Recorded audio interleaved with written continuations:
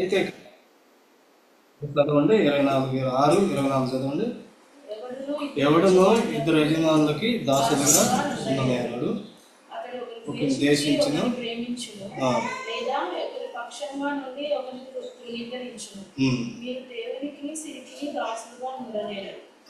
అయితే ఈ లోకపరంగా మనం చూసుకుంటే మనకి పైన యజమానులు కావచ్చు, లేకపోతే మన ఆఫీసులో కావచ్చు ఉంటారు. అయితే మనం ఎక్కడైనా ఒకసారి యజమానికి దాసులుగా ఉంటాం, 2 సార్లు ఉంటాం. అయితే ఈ వాక్యాన్ని బట్టి, ఈ వాక్యాన్ని ఆత్మీయంగా మనం ఆలోచించుకుంటే, ఆత్మీయంగా తీసుకుంటే మనకు తెలిసిన బాగా తినవసరం లేదు. అవ్వ ఏం చేస్తూ వచ్చిందండి? మొదటగా యజమానుడు ఎవరు? దేవుడు. ఎప్పుడైతే దేవుడి మాటలు వినకుండా, ఎప్పుడైతే సాతాని మాటలకు లొంగిపోతూ వచ్చిందో అప్పుడు ఇంకొక యజమానుడు వచ్చేసాడు. ఎవరైనా? సాతాను కదండి. ఇప్పుడు మనం రక్షించబడుతూ వచ్చాం, ప్రభు బిడ్డలుగా పిలువబడుతూ వస్తున్నాం, ఆ తర్వాత ఆరాధన చేస్తా ఉన్నాం. కానీ మనం ఎవరిని ద్వేషిస్తున్నాం, లేకపోతే ఎవరి పక్షాన్ని మనం ఉంటున్నాం అని చూసుకోవాలి. విశ్వాసం ఇది చాలా ప్రాముఖ్యం. ఎందుకు ప్రాముఖ్యమైంది అని చెప్పుకుంటుందంటే, ఆ రోజు హవ్వను అంటాం మనం ఏమని, వద్దన్న పని చేసి ఏం చేసింది? కొంప ముంచింది అంటాం, అవును కదా. ఇప్పుడు మన ఎదుటి కూడా మంచి ఉంది, చెడు ఉంది కదండి. సపోజ్ మనం వాడే మొబైల్ ఉంది కదండి, ఆ మొబైల్ చూసుకున్నప్పుడు దాంట్లో మంచి వాడతాం, చెడు ఉంది. దేనికి ప్రాముఖ్యత ఇస్తున్నాం అనేది చాలా ప్రాముఖ్యం. ఎందుకంటే నేను వ్యక్తిగతంగా నేను పనిచేసే ప్రాంతంలో కావచ్చు, ఎక్కడున్నప్పటికీ ఈ మధ్యకాలంలో దేవుడు నాకు నేర్పిస్తుంది, మీతో పంచుకోగలుగుతాను. నేను మొబైల్ పట్టుకున్నాను, ఏమవుతుంది? చిన్న కుమారుడు గుర్తొస్తాడు నాకు. ఓకే, దాంట్లో శివుని గీతాలు, వాక్యం ఉంటే మంచిదే, ఆత్మీయంగా లేదు. అది కాకుండా నాకు ఉపయోగపడింది అంటే నిజమైన యజమానుడికి ప్రాముఖ్యత ఇచ్చేది, నిజమైన యజమానుడికి సమయం ఇచ్చేది నేను కాకుండా రెండో యజమానుడికి, నేను అక్కడ ఎప్పుడు 2 యజమానులు ఉంటున్నారన్నమాట, 2 యజమానులు. అయితే నేను వెంటనే ఫోన్ పట్టుకోగానే, లేకపోతే ఆ ఫోన్లో ఏది పడితే చూసినప్పుడు నాకేం లేదండి, బుద్ధి లేదు అనిపిస్తుంది. ఏం లేదు నాకు. నిజమండి, నిజం, ఎవరు మిమ్మల్ని అంటలేదు. నిజంగా ఈ మధ్యకాలంలో దేవుడు అనేక విషయాలు నేర్పిస్తుండు. ఎందుకు నేర్పిస్తుండు అంటే, ఇప్పుడు వ్యర్థమైన దాన్ని మనం దాంతో చూడటం వల్ల, ఉపయోగమైనది చూడటం వల్ల నాకేం లాభం? నాకు దానివల్ల ఏం లాభం లేదు. దానివల్ల నాకు ఏం ప్రయోజనం ఉందా? ఏం లేదు. దాని తగ్గట్టు నాకు కళ్ళు పాడైపోతాయి, ఫోన్లో డేటా అంతా ఏమైపోద్ది? అయిపోయింది కదండి. వాడి వాడి వాడి డేటా మొత్తం అయిపోయింది. దేనికి వాడుతున్నావు, దేనికి ఉపయోగిస్తున్నావు? వ్యర్థమైంది. ఇందాక అంకుల్లో కూడా ఆరాధన, వ్యర్థమైన వాటి మీద నిజమే. నేను వ్యర్థమైన దాన్ని మనసు పెడుతున్నాను, పెట్టట్లేదు. అంటే ఎప్పటికప్పుడు మనం మందిరంలో ఉన్నప్పుడు దేవుడి యొక్క కాపుదల ఉండిద్ది, దేవుడి యొక్క భద్రత ఉండిద్ది. వాక్యం మనం ఏం చేస్తుందంటే సంరక్షిస్తూ ఉండిద్ది, మన లోపాలు సరిచేసేదిగా ఉండిద్ది, మన బలహీనతలు ఏం చేస్తుంది వాక్యం? బలపరిచింది. ఓకే, అంతవరకు మంచిది. మళ్ళీ బయటకు పోయినాక దినమంతా మనం ఆఫీసులో ఉండొచ్చు, వర్క్లో ఉండొచ్చు, ఎక్కడైనా ఉండొచ్చు, ఇంట్లో ఉండొచ్చు. ఆ సమయాన్ని ఏ విధంగా మనం వినియోగించుకున్నది చాలా ప్రాముఖ్యం. అందుకే ఇక్కడ ఇది ఎవరికంటే రక్షించబడి మనకే కదండి. ఇక్కడ ఎవరో ఒక దాసుడు, ఒక నిమిషం ఉందండి, ఎవడు 2 యజమానులకి దాసులుగా ఉండనేరు, అతడు ఒకరిని ద్వేషించి ఒకరిని ప్రేమించును, లేదా ఒకని పక్షం నుండి మరొకని తునీకరించును. ఇది మన జీవితంలో ప్రతిరోజు జరిగేది. మనం ఎంత వాక్యం ఉన్నప్పటికీ, ఎంతగా మనం ఆరాధన చేస్తున్నప్పటికీ, ఎంత బలంగా ఉన్నప్పటికీ ఆటోమేటిక్గా మన చేతులు లాగేస్తూ ఉంటాయి కదండి. అంటే ఒక దానికి మనం అలవాటైపోతూ ఉంటాం అన్నమాట. అందుకనే హవ్వ ఏం చేస్తూ వచ్చింది అంటే, దేవుడి యొక్క ఆజ్ఞను అంటే దేవుడు చెప్పిన మాటను ధిక్కరిస్తూ వచ్చేసింది, వద్దన్న పని చేస్తూ వచ్చింది. సేమ్ టైం ఏం చేస్తూ వచ్చిందంటే ఆశించింది తినేసింది. ఇప్పుడు ఆ ఒక్కసారే చేసింది మనలో మనతో పాపం వచ్చేసింది, శాపం వచ్చేసింది, వంకర జీవితం వచ్చేసింది. దేవుడికి దూరస్తులు అయిపోయాం, మనందరం దేవుడికి దూరస్తులు అయిపోయాం. అయితే ఇప్పుడు మన ఇతరుడికి కూడా ఇవన్నీ ఉన్నాయి. అన్నీ అలవండి, మంచి ఉంది, చెడు ఉంది. మనం మంచి మాట్లాడతాం, చెడు మాట్లాడతాం కదా. అయితే వాక్యం ద్వారా మనం సరి చేయబడే వారిని ఉన్నాం. వాక్యం ద్వారాగా ఎప్పటికెప్పుడు ఎక్కడున్నప్పటికి నేనేం చేస్తున్నా, 4 గాళ్ళ మధ్య ఉన్నప్పుడు నన్ను ఎవరు చూడలేదు అనుకోవచ్చు. ఎవరు చూస్తున్నారు? దేవుడు నన్ను ఖచ్చితంగా నా క్రియలు చూస్తున్నావు, నా తలంపులు చూస్తున్నావు, నా ఆలోచన చూస్తున్నావు. అందుకని చూడండి ప్రకటన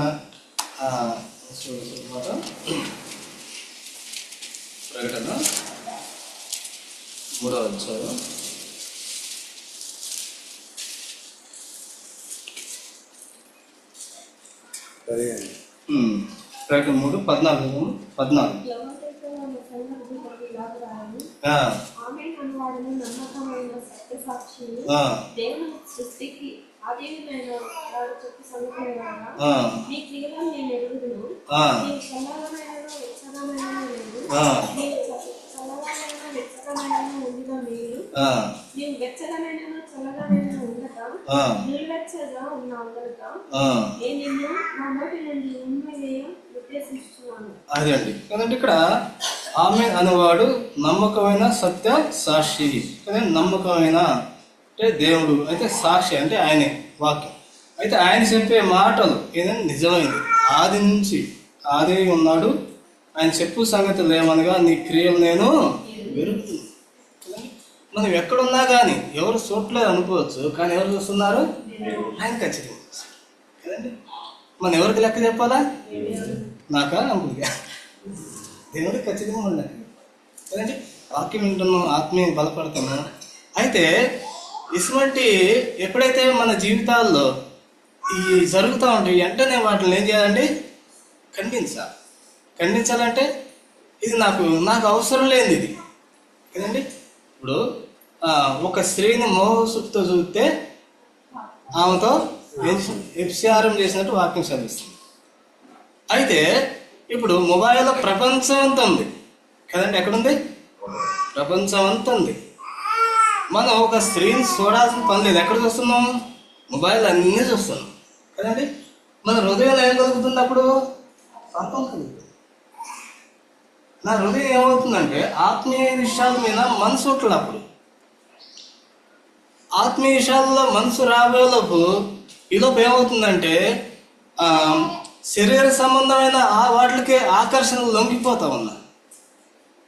లొంగిపోవడం వల్ల ఇంకొక యజమానికి, నిజమైన యజమానిని పక్కన పెట్టేస్తాను, నిజమైన యజమానిని సంతోషపెట్టట్లేదు, నిజమైన యేసుక్రీస్తు ప్రభువుని దూరం చేస్తాను, శత్రువుని సంతోషపెట్టేవారుగా కదండి.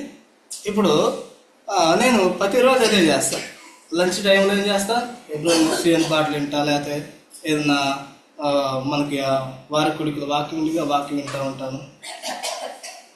ఒక గంట సమయం దేవుడి సన్నిధిలో గడిపితేది, లేకపోతే నేర్చుకుంటాం, ఏదో ఒకటి ఆత్మీయంగా నేర్చుకుంటాం.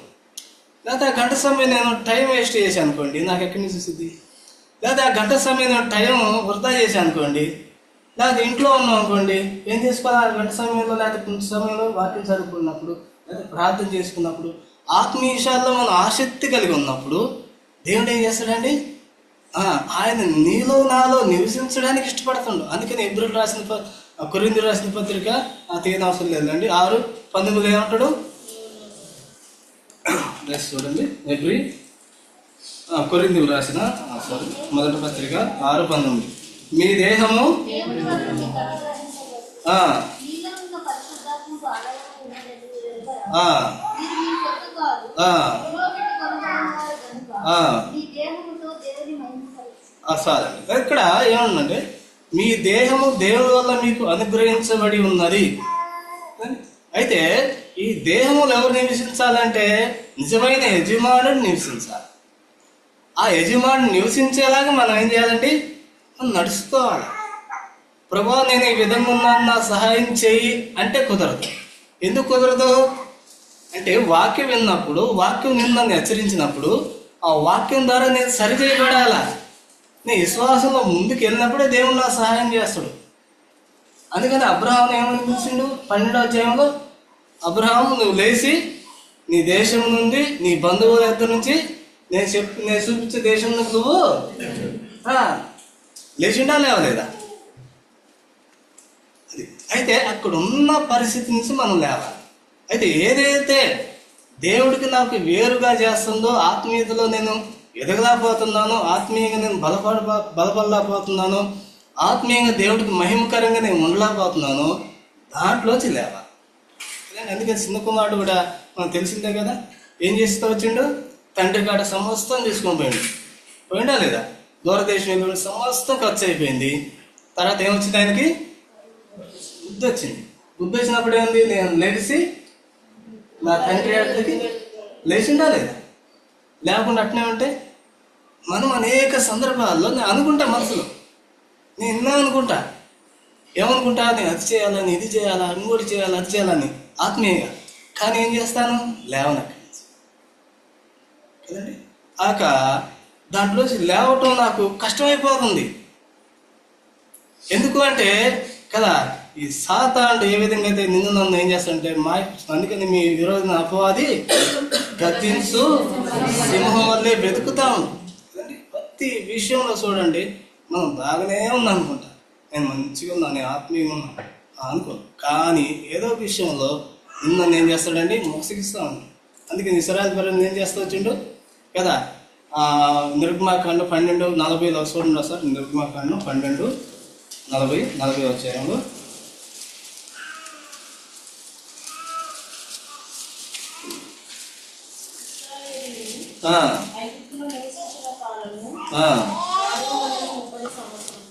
సరే. ఇక్కడ ఇశ్రాయేలు ప్రజలు ఐగుప్తులో నివసించిన కాలం ఎంత అండి, 430 సంవత్సరాలు. దేవుడు మోషేని ఏర్పాటు చేసుకుని, ఆరోని ఏర్పాటు చేసుకుని ఏం చేస్తూ వచ్చిండు, ఐగుప్తు యొక్క బానిస నుంచి, దాసుల యొక్క గృహం నుంచి కదా, కఠినమైన యజమాని యొక్క అధికారం నుంచి ఏం చేస్తూ వచ్చిండు, విడిపించిండా లేదా? అయితే విడిపించిన తర్వాత అప్పుడు ఒకటే యజమానుడు కదండి. అప్పుడు ఫరో యజమానుడు, ఫరో చెప్పినట్టు చేయాలా, కూర్చోమంటే కూర్చోవాలా, నిల్చోమంటే నిల్చో, ఏది చెప్తే అది చేయాల్సింది. అయితే దేవుడు ప్రేమించిండు కదండి, వాళ్ళ మూలుగులు వింటూ వచ్చిండు, వాళ్ళ మొర వింటూ వచ్చిండు, విని ఏం చేస్తూ వచ్చిండు, విడిపించిండు. ఇప్పుడు ఇంకా ఇంకొక యజమాని ఎవరికి వచ్చారు, దేవుడు మళ్ళీ యజమానిగా ఉండవు. అయితే ఇప్పుడు ఎంత నమ్మకంగా ఉండాలా కదండి, ఎంత యథార్థంగా ఉండాలా కదా. ఇప్పుడు 430 సంవత్సరాలు వాళ్ళు ఏమవుతూ వచ్చారంటే, వాళ్ళ నరాల్లో కూడా ఐగుప్తు ఆశలు, ఆ కోరికలు అవన్నీ వినికిపోయి ఉంది కదండి. అవన్నీ వాళ్ళు కలిగి ఉన్నారు. ఇప్పుడు దేవుడి వైపు, ఆత్మీయ వైపు నడవాలంటే, లేదా దేవుడికి ప్రాముఖ్యత ఇవ్వాలంటే, దేవుడిని ఘనపరచాలంటే ఆ ఆశలన్నీ వెంటాడుతూ ఉన్నాయి, ఆశలన్నీ వెంటాడుతున్నాయి. అందుకని ఎప్పటికప్పుడు మననైతే యేసుక్రీస్తు పరమ ఏం చేశారంటే, ఆయన పరలోకం విడిచిపెట్టి వచ్చిండు కదంటే, రిక్తుడిగా వచ్చిండు, ఏమి లేనివాడిగా వచ్చిండు, దీనుడిగా వచ్చిండు, దరిద్రుడిగా వచ్చిండు కదా. ఆయన పరలోక రాజ్యం విడిచిపెట్టేసి నిన్న ఏం చేసిండు, లోకం నుంచి విడిపించిండు. అందుకని యోహాను సువార్త 3:16 దేవుడు లోకాన్ని ఎంతో ప్రేమించిండు. ఎంత ప్రేమించిండు అంటే చాలా ప్రేమించిండు. లోకంలో పాపంలోను అంధకార సంబంధం అధికారంలో నిన్ను విడిపిస్తూ వచ్చిండు కదండి. శాశ్వతమైన ప్రేమతో నిన్ను ప్రేమిస్తూ వచ్చిండు. ఇడవక నీ ఏళ్ళన్న ఆ నాళ్ళ తన కృపని ఎల్లడపరుస్తూ వచ్చిండు. అయితే మనం దేన్ని విసర్జిస్తున్నాం, దేన్ని ప్రేమిస్తున్నాం కదండి. అది ఇద్దరు యజమానులకి దాసులుగా ఉంటామా కదండి. ఎవరైనా ఉండగలుగుతారా? 2 పడవల మీద ఎవరైనా కాలేస్తారా? కాలెత్తే ఏమైపోయింది? మునిగిపోతారు. ఎవరు మునిగిపోతారమ్మా? నేను మునిగిపోతాను. వాక్యం మీకు నా కోసం ఉంది కదండి. ఇప్పుడు నేను 2 పడవల మీద కాలెత్తి నేను ఏమైపోతా? మునిగిపోతుంది. పడవలు బాగానే ఉంటాయి కదండి. నీళ్ళలో అటు ఒకటి ఇటు ఒకటి వెళ్ళిపోయింది, నేనైతే మునిగిపోతా కదండి. విశ్వాస జీవితం చాలా ప్రాముఖ్యమైనది. అందుకనే దైవ సేవకులు మనకి అనేక రీతిలుగా వాక్యం ద్వారాగా అనేక రీతిలుగా వాక్యం బోధిస్తూ ఉన్నారు కదండి. ఆ వాక్యం మనకి ఎల్లడవుతూ ఉంది. అనేక సందర్భాల్లో మనకి చెబుతూ ఉన్నప్పుడు మనకి ఏదోలాగా అనిపించింది, కానీ అది నిజమైనది కదండి. ఆయన నీలో నాలో నివసించాలంటే ఏం చేయాలి? నేను నాలో అపిత్రమైన జీవితం ఉండకూడదు. ఒకళ్ళు వస్తుంది అనుకో, దాన్ని ఏం చేయాలా? విసర్జించాలి కదండి. నా యజమానుడే నాలో నివసించాలి, నా యజమానికి చెప్పినట్టే ఉండాలి, నా యజమానికి మేలుకరంగానే ఉండాలి, నా యజమానుడు ఏ రీతిగా ఇష్టపడుతుందో ఆ రీతిగా నేను నడుచుకోవాలా. నేను నడుచుకున్నప్పుడే నా క్రియలు ఆయన చూస్తాడు అన్నమాట. నేను నడుచుకున్నప్పుడే నేను చల్లగా ఉంటున్నానా, వెచ్చగా ఉంటున్నానా, ఎట్టుంటున్నాను, నులివెచ్చలుగా ఉంటున్నానే తెలుస్తాను. అందుకని విశ్వాస జీవితం చాలా ప్రాముఖ్యం. ఈ దినాల్లో ఏ విధంగా ఉంటున్నారంటే, మన ఒక యూట్యూబ్లో నేను చూశాను కదండి, పేరు అవసరం లేదు. ఆయన ఏం చేస్తాడండి, విడుదల అంటే దురాత్మలకు విడుదల ఏదో చేస్తా ఉంది కదండి. ఇట్టంటే ఏమవుతున్నారు? నాకైతే ఎంత అంటే నవ్వు చేసింది. అంటే మాకు తెలుసా అండి, అంటే మాకు మూవీస్లో కనుక ఏదన్నా చిన్న ఫైట్ జరిగినప్పుడు వాళ్ళు ఇట్టంటే అటు పడిపోతారు కదా. ఇట్టంటే ఎన్న పడిపోతుంది, మళ్ళీ లేస్తుంది. ఇట్టంటే ఎన్న పడిపోతుంది, మళ్ళీ లేస్తుంది. డైరెక్ట్గా అడుగుతుండు, మాకు ఒకసారి వచ్చావు ప్రార్థన చేసుకున్నావు, అది కానుకిచ్చావా? అయ్యా అప్పుడు ఇచ్చాను 12,000, మీరు ప్రార్థన చేయలేదు అంటుంది. మళ్ళీ వచ్చి 12,000 ఇచ్చానయ్యా, ఇప్పుడు నేను 12,000 నా చేతిలో పెట్టుకొని వచ్చానయ్యా అంటుండు. మంచిదమ్మా మంచిదమ్మా నేను చేస్తాడు నువ్వు అంటుండు. అంటే ఎట్లా అంటే ఎట్లా అంటుండు అంటే నా పడిపోతుంది. అసలుకి ఇంత గట్ల ఎక్కడ దొరుకుతాయండి? అంటే ఏంటంటే ఈ విధంగా ఉంటుంది. అయితే మనకి దేవుడు తన కృపను బట్టి కదండి అవన్నీ ఉన్నాయో అక్కడ ఏం దేవుడు నిన్ను ప్రేమిస్తాడు, శాశ్వతమైన ప్రేమతో ప్రేమిస్తాడు. నేను ఆ వీడియో మళ్ళా చూస్తూ వచ్చా. నాకు చూసినప్పుడల్లా నవ్వు వచ్చేసింది, చాలా నవ్వు వచ్చేసింది. ఇదేంటో ఆయన ఎంత కామెడీ చేస్తుండ అనిపించింది కదండి. ఎక్కడ కుదిరితే ఆ విధంగా ఉంటుంది బయట పరిస్థితి. అయితే నిన్ను ప్రేమించిండు, ఏం చేసిండండి, నేను సర్వత్వమించే సంఘంలో నిన్ను పెట్టుకోవచ్చు. ఇప్పుడు మనం ఏం చేయాలి మరి? ఇప్పుడు మనకి ఎంతమంది యజమానులు? 2వ వారం ఏ విధంగా వస్తాడు కదండి, చూసుకోవాలి కదండి. 2వ యజమానుడికి ఏమి ఇవ్వకూడదమ్మా? సోటి ఇవ్వకూడదు. సోటితే ఏమైపోద్ది, నేనేమైపోతాను? వద్దు. ఇప్పుడు నిజమైన యజమాని సంతోషపడుతున్నాను, ఎవరు నేను తుణీకరిస్తున్నాను, ఎవరు సంతోషపడుతున్నాను, ఇవన్నీ ఉంటాయి. అందుకని ఇందాక అంకులు కూడా ఆరాధన చెప్పింది కదా, అబ్రహాం ఎక్కడ కూడా వేసిండు? హాయికి కదండి. అయితే మనం కూడా అంతే ఉంటాం కదండి. ఇప్పుడు లోకము, అందుకనే ఒక వ్యక్తిగా లోకాసువార్త 10:30 కూడా ఉండేది కదా. చూడండి, లోకాసువార్త 10వ అధ్యాయం 30 మనకు తెలిసింది. అనేక సార్లు బోధకులు అంకులు బోధిస్తూ వచ్చారు. లోకాసువార్త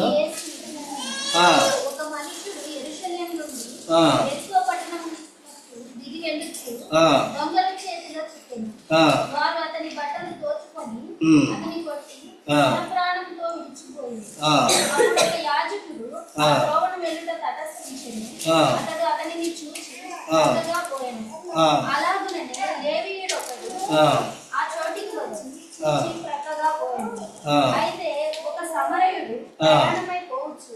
ఆ. అతడు పడి ఉన్న చోటికి వచ్చి ఆ. అతనిని చూచి ఆ. అతని మీద జారిపడి ఆ. దగ్గరకు పోయి ఆ. నూనెయు ద్రాక్షారసమును పోసి ఆ. అతని గాయములను కట్టి ఆ. తన వాహనము మీద ఎక్కించి ఒక పూట కూడా వాని ఇంటికి తీసుకొని పోయి అతని పరామర్శించింది. చాలండి. ఇక్కడ మనం చూసుకున్నప్పుడు మనకు తెలిసిన బాగానే అనేక సార్లు మనం వింటా వచ్చాం.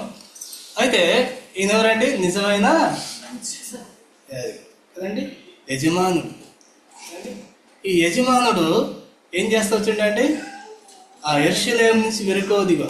ఇక్కడ సువార్తలంతా కూడా యేసుప్రభువు ఉపమానం రీతిగా చెప్పారు. ఉపమానం అంటే అర్థమయ్యే రీతిగా అది ఏ విధంగా ఉంటున్నారో ముందుగానే అది ముందుగానే చెప్తున్నారు.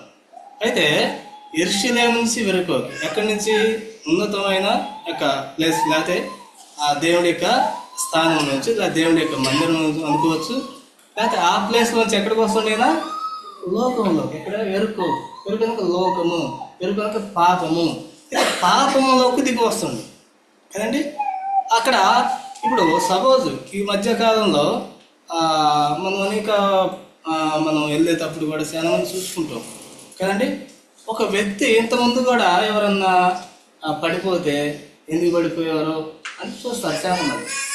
ఇప్పుడైతే ఏం జరుగుతుందంటే చూట్ల. ఎందుకు? ఆయన తాగి పడిపోయిందో తెలియదు, లేకపోతే అనారోగ్య పరిస్థితి కూడా పడిపోయిందో తెలియదు అసలు. ఎందుకంటే మళ్ళీ లేనిపోయింది మనం ఏదైనా చేస్తే అక్కడ ఏదన్నా అయిద్దో నాకు భయం. ఇప్పుడు ఎంతమంది అదే జరుగుతుంది, ఎవరు పట్టించుకోవట్లా. ఇంతకుముందు కుక్కలో నక్కలో రోడ్డు పడిపోయింది అనుకో వెళ్ళిపోతాను ఒకే పని అన్నట్టు. ఇప్పుడు మనిషి పడిపోయిన అట్నే వెళ్ళిపోతున్నారు, ఎవరు పట్టించుకోవట్లేదు. అంటే ఎంత భయంకరంగా ఉండదు చూడండి. అయితే ఇక ఈ వ్యక్తి కూడా ఎక్కడి నుంచి యెరూషలేము నుంచి వెరుకో దిగి వస్తుంది. ఎంతో భయంకరమైన కింద ప్రదేశం అనమాట. అంటే అది ఎంతో జనం తిరగని ప్రదేశము. ఆ ప్రదేశంలోకి వచ్చేస్తుంది అనమాట కదా. ఆ ప్రదేశంలో ఎవరు ఉంటారు? దొంగలే ఉంటారు. అందుకని మన యోహాను సువార్త మనం తెలిసిన భాగం కదండి. తీనాసుడు ఆ యోహాను సువార్త 10:10 ఉంటారు. దొంగ దొంగతనానికి, హత్య చేయడానికి, నాశనం చేయడానికి వచ్చిందా మరి దేనికి రాడు కదండి. ఈ దొంగ ఎవడు? సాతానుడు. ఏం దోసుకుంటూ వచ్చిండు? ఆయన కాడ రక్షణ వస్త్రాలు దోసుకుంటూ వచ్చిండు.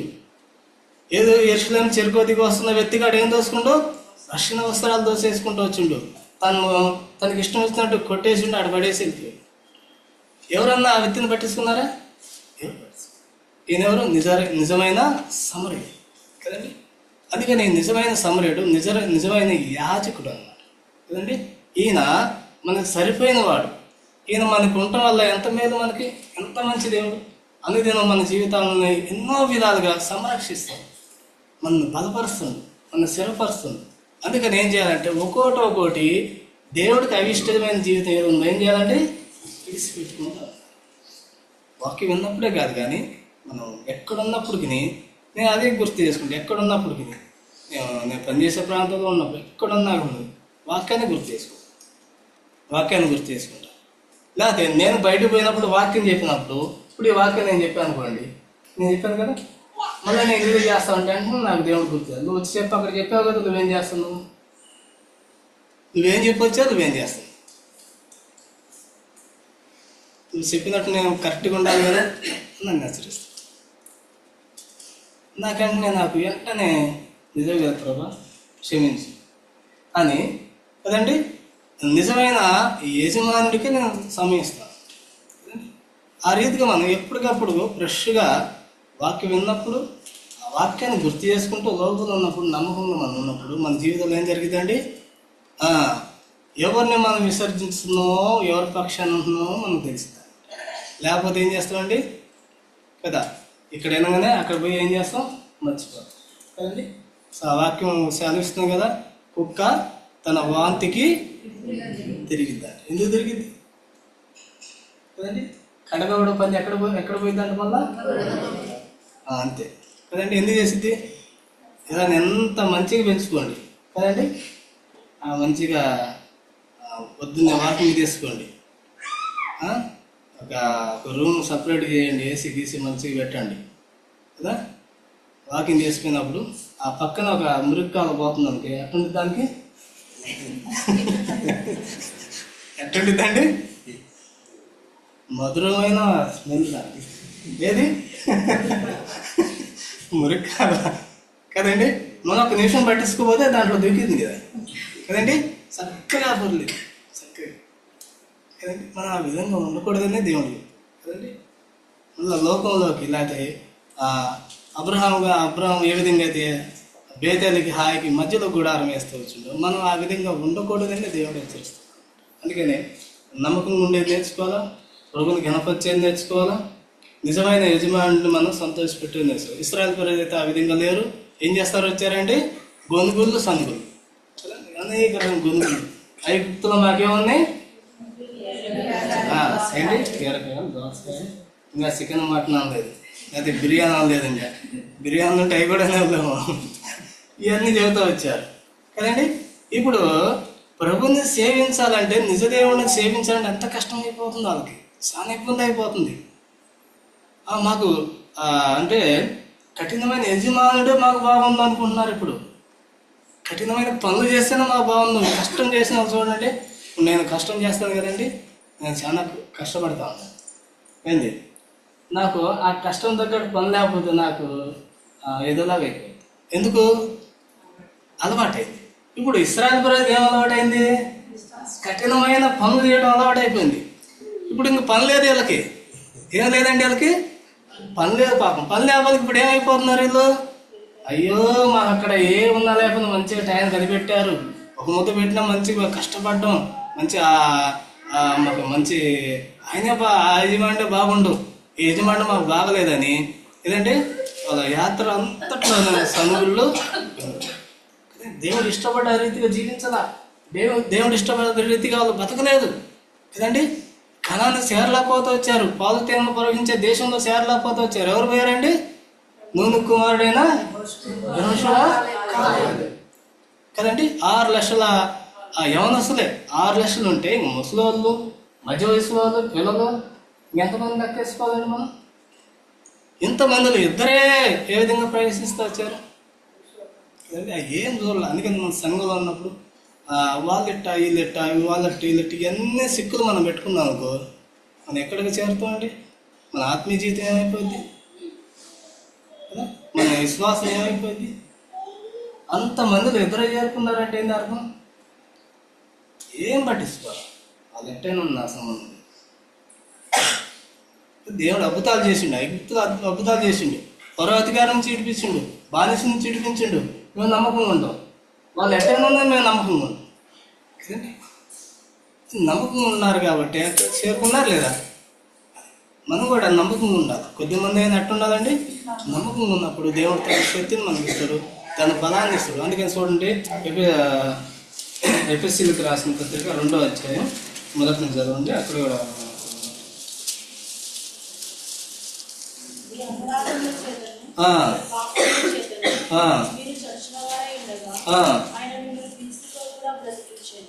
చాలు కదండి. ఇక్కడ మనకి ఆరాధనకి మనం చదువుకుంటే ఇది నేను చదువుకున్నప్పుడు నాకు అర్థమవుతుంది.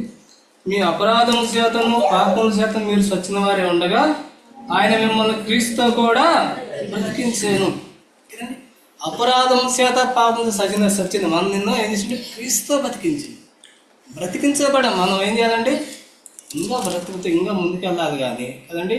నిజమైన యజమానిని మనం సంతోషపడుతున్నాం, ఎవరిని సంతోషపడుతున్నాం చూసుకోవాలి. అందుకని అదే అధ్యాయంలో శివర అంటాడు కదండి, మీరు దేవునికి సిరి అంటే ఏంది, ధనం కదండి. సిరి అంటే ఏంది, లోకం. అదే చాలా మంది మనకు తెలుసు, భక్తులైన వారు ఇంకా ఏం తీయట్లేదండి. ఎంతోమంది ధనాన్ని ఆశిస్తూ వచ్చారు, దేవుడికి దూరస్తులు అయిపోతూ వచ్చారు, దేవుడికి ఇష్టం లేని వారుగా జీవిస్తూ వచ్చారు. ఖ్యాతి అయితే ఏకంగా ఏం తీసుకొచ్చుకుంటే కుష్ఠం కదండి. నయం అనేది ఏం చేస్తూ వచ్చిండు, కుష్టి బాగొట్టుకోండి కదా. నయం అనేది ఏం చేస్తూ వచ్చిండు, కుష్టి బాగొట్టుకోండి కదా. ఈయన సరైన భక్తి లేదు, ఏం చేస్తూ వచ్చిండు, యజమానులు ఎలీషా చెప్పినట్టు ఎండో చేసింటూ వచ్చిండు. తర్వాత ఏంది, తన కుష్టి బాగొట్టుకోండి. ఆ కుష్టి ఎవరు తీసుకున్నారు, ఇప్పుడు ఎవరికి ఎక్కువ భక్తి ఉంది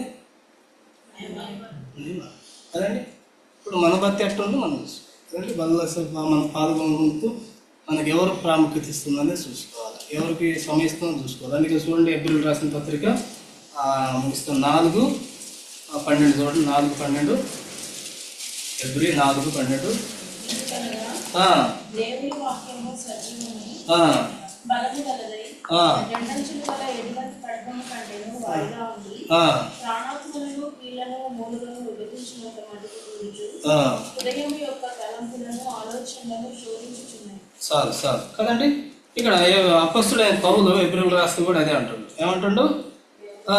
అది ఎందుకు ఎట్లా అనగా దేవుని వాక్యము సజీవమైతే బలం కలుతాయి, రెండంచుల ఎటువంటి వాడిగల ఖడ్గం కంటేను ఆ ప్రాణాత్మలను ఆ కీళ్లను మూలికలను విభజించే వరకు దూర్చు, హృదయం యొక్క తలంపులు ఊహలంతా ఏం చేస్తాడని దేవుడి వాక్యం అంత శక్తి. రెండంచుల వాడిగల అంటే రెండు విధాలుగా. ఇప్పుడు నేను వాక్యం చదువుకున్నాను అనుకోండి, ఆ వాక్యం అనే ఖడ్గం నాకు తగిలింది. ఇప్పుడు చాలామంది వాక్యం బోధించదు కూడా నాకు తగలకూడదు వాక్యం కదండి, వినే వాళ్ళకే తగలాలి. నాకు కాదు వాక్యం. ఎవరికి? నాకు వాక్యం కాదు. రెండంచుల వాడిగల ఖడ్గం కదండి. అది ఇప్పుడు వాక్యం చదువు నాకు తెలియదు. ఇప్పుడు ఈ వాక్యం చదివినప్పుడు అనేక పరిస్థితులు వచ్చినప్పుడు నేను కూడా ఏం చేస్తాను, నిజమే ప్రభు నాతో మాట్లాడావు, నేను చెప్పొచ్చాను, నేను చేయకుండా ఉంటే నాకు కరెక్ట్ కాదు కదని ప్రభులో సరి చేసుకుంటాను. అదే నేను సరి చేసుకోకపోతే నేను చెప్పేవాడుగా ఉంటే కదండి, ఇప్పుడంతా చెప్పడమే కదండి. ఇక్కడ దేవుడి కృపను బట్టి ఇక్కడ మనకి ఆ విధంగా లేదు కదండి. ఆత్మీయంగాను అన్ని విధాలుగా దేవుడు తన కృపను నీకు నాకేం చేస్తాడండి, తెలియజేస్తాడు. అప్పుడు ఇక రెండంచుల వాడిగల ఖడ్గం ఏం చేస్తుందండి, ప్రాణాత్మలను మూలను కీళ్లను ఏం చేస్తుందమ్మా. అంటే వాక్యానికి అంత బలం ఉంది, వాక్యానికి అంత శక్తి ఉంది. మనం ఏం చేస్తుందంటే బలపరిచేదిగా ఉంటుంది. ఎప్పుడంటే నేను నా స్థితిలో నుంచి అక్కడి నుంచి నేను లేవాలి. చిన్న కుమారుడు లేచిండు లేవలేదు కదండి. అబ్రహాం ఏం చేసిండు, అబ్రహాం రమ్మన్నప్పుడు లేచిండు లేదు కదండి. మనకు ఉన్న పరిస్థితి ఏదైనా ఉండొచ్చు, కానీ మనం ముందుగా అడిగేస్తే దేవుడు మనకు సహాయం చేస్తాడు. నేను ప్రార్థన చేస్తా ఉంటే నేను దాంట్లో నుంచి విడిపించబడాలి ప్రభా, నేను ఎటు చేయాలి ప్రభా, నేను ఎటు చేయాలి ప్రభా అంటే నేను అక్కడి నుంచి ముందు లేవాలి కదా. ఆ బలహీనత నుంచి ముందు బయటికి రావాలా. నేను ఒక అడుగు ముందుకేస్తేనే ప్రభు నాకు సహాయం చేస్తాడు. ఒక అడుగు ముందుకేస్తేనే ప్రభు మేలు చేస్తాడు. నేను ముందుకు రాకుండా నేను నాకు ఎప్పుడైనా నాకు అట్టు చేయ ప్రభు, నాకు ఎట్టు చేయ ప్రభు అంటే అడి చేస్తాడు. ఆరాధనలో మనం చూసుకున్నాం కదా, నా యందు మీరును మీ యందు నా వాక్యం కదండి. దేవుడు ఎప్పుడైనా యేసుక్రీస్తు కొరకు క్లియర్గా మనతో కరెక్ట్గా మాట్లాడతాడు కదండి. ఎక్కడ రాజీ పడ్డు, ఆత్మీయ విషయంలో ఆయన సేవించేసిన ఎక్కడ రాజీ పడ్డు. ఆయన నమ్మదగిన వాడు కదండి, ఆయన పరిశుద్ధుడు, పాపం లేనివాడు, పవిత్రుడు కదండి. ఇంత మహిమ గల దేవుడు యేసుక్రీస్తు మనకుంటాడు. అందుకని మనం ఏం చేయాలండి కదా, అక్కడ నిజమైన యజమాని మనం సంతోష పెట్టేవారు ఉండాలా. సిరికి దేవుడికి సిరికి మనం దాసులుగా ఉండకూడదు ఎప్పుడు కదండి. ఆ నిజమైన యజమానిని మనం సంతోష పెట్టాలా, నిజమైన యజమాని వైపు మనం వెళ్ళాలా. ఆయన సంతోష పెట్టినప్పుడు మనం ఆ పరిస్థితి నుంచి బలహీనత నుంచి మనం ఒప్పుకొని బయటకు వచ్చినప్పుడు ఇంకొక మెట్టు మనం ఎదగడానికి, లేకపోతే ఇంకొక స్టెప్ ఆత్మీయంగా మనం ఎదగడానికి దేవుడు మనం సహాయం చేస్తాడు. ఆ రీతిగా మనం బలలో పాల్గొందాం, ఆ రీతిగా సరి చేసుకుందాం, ఆ రీతిగా దేవుడు మనకు సహాయం చేయాలి. దేవుడి వాక్యాన్ని దీవించి అసలు